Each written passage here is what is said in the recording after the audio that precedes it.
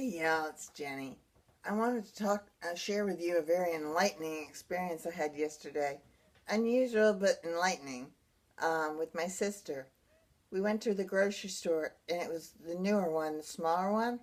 And we walked in and she said, "Are you okay to do what you have to do? I have a list for Mama to do." And I was like, "Sure, okay." And so I went ahead and I did what I was doing, and she met me about halfway and asked if there was anything I needed help with, and I did. And we finished, and before I could check out, she said, "Go to the pharmacy," because the pharmacy's in the grocery store, "and get what you need to get, and then we'll check out." So we went into the pharmacy. I did what I needed to do, got my medication, which is the reason I needed to go to begin with. The pharmacy, the grocery store, I could have handled not going, because I had food at the house. But the pharmacy was the main reason I wanted to go. It was really important that I get my medicine. Came out of the pharmacy, and from there we went into checkout. I did what I needed to do in checkout. Smiled, did what I needed to do, did my cards, the whole thing. And then we went out, we left. She said, "Is there anything else you need me for before we leave?" I said, "No." So she went to the car to put everything away while I stood outside and had my cigarette and relaxed and kind of got rid of the overload. And while I was standing there, I'm sitting there and I put my hand in my head and went, "Oh no, I don't know where my medication is. Oh my goodness." And I went into a panic attack. And so I hung my head and I walked out to the car and I looked and I got in the car. I said, "Do you know where my medication is?" And she said, "Of course." She said, "You handed it to me. You went to put it in your cart." And I said, "Why don't you hand it to me so I can keep it safe?" And you said, "Okay." And then continued on into the checkout line. And I started, just the tears started going down my face. I said, "I don't remember any of that." I was literally just sobbing. And she's like, "It's okay." I said, "No, it's not. I hate it when I can't remember anything." I said, that's the way I am when I am in public. I put on a perfect social face, but nobody understands that I don't remember half of the things I'm doing.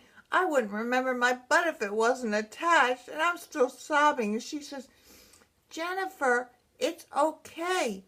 I have senior moments all the time." And I wanted to just go off. In my brain, I'm thinking to myself, it's not a senior moment. It's not like that. I'm a brain injury survivor, blah, blah, blah. I have memory issues. I wanted to claim it and scream out, "No, it's not the same." But I stopped and I didn't say anything. I continued to listen instead of saying anything. And she said, "People have issues with memory. Senior moments, people just forget. It's normal to forget things. You forget things more often than other people.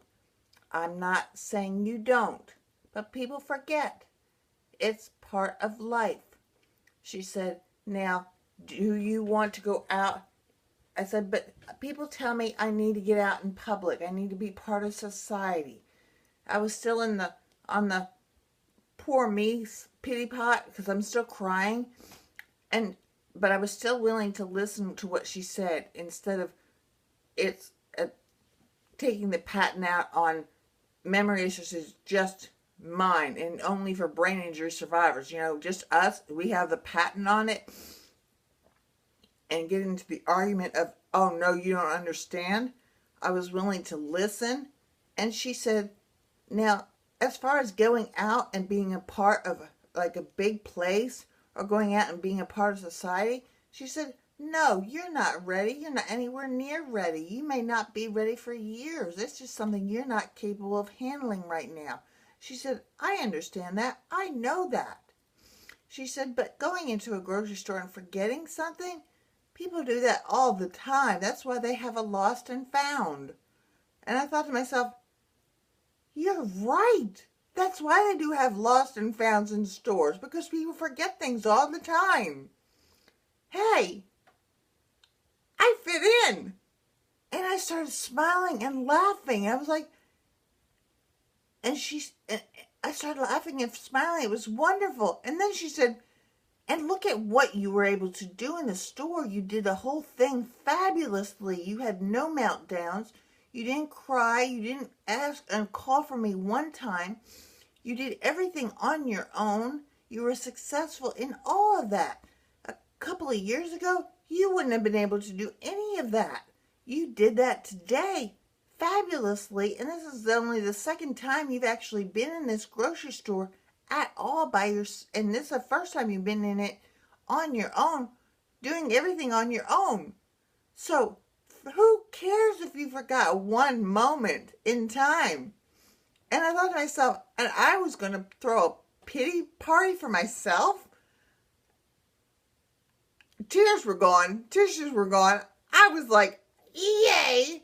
So sometimes when we feel really, really, and feel like somebody's making a negative comment, sometimes it's best to, every once in a while, maybe we should listen to the whole conversation before we get our fangs out or start feeling like, oh no, you don't understand. Because maybe they are understanding, but putting it in a different perspective, that maybe that we're not as totally different, or at that moment we're not totally as different as everyone around us as we think we really are. Because I was feeling totally despondent and totally as negative as possible as I could be yesterday, until she started explaining how this was not that uncommon. And it totally changed the viewpoint of how I was looking at everything. So just a thought. I just wanted to share that with you. Hugs, y'all. Later, Gators.